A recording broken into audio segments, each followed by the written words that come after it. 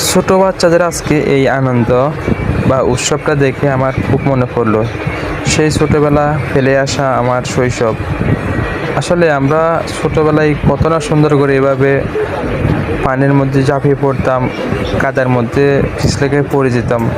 কিন্তু আজ সময়ের ব্যবধানে সোনালি শৈশবের দিনগুলো তারাই পালন করতেছে, তারা উৎসব করতেছে, কিন্তু আজ আমি নেই। আমি আজ দাঁড়িয়ে দাঁড়িয়ে তাকায় দেখলাম, কিন্তু অনুভব করলাম, কিন্তু আসলে আমাদের শৈশবটা এমন সুন্দর ছিল।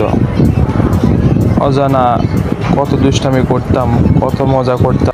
দেখতে দেখতে প্রত্যেকটা ব্যক্তির, প্রত্যেকটা মানুষের সময় কিন্তু খুব তাড়াতাড়ি ফুরিয়ে যাচ্ছে। আসলে পৃথিবীটা ক্ষণিক সময়ের জন্য।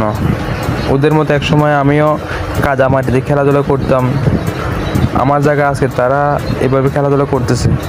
আমি আসলে অনেক মিস করতেছি, কিন্তু সময়ে আসলে মানুষকে কোন জায়গায় তার প্রান্ত করে সে একমাত্র উপরওয়ালাই জানে। তাদের জন্য আমি দোয়া ও ভালোবাসা রইল। এক সময় আমার মতো তারা সোনালি শৈশব এই সুমিষ্ট দিনগুলো খুব অনুভব করবে, মিস করবে, কিন্তু সময়ের সাথে আর ফিরে উঠবে না।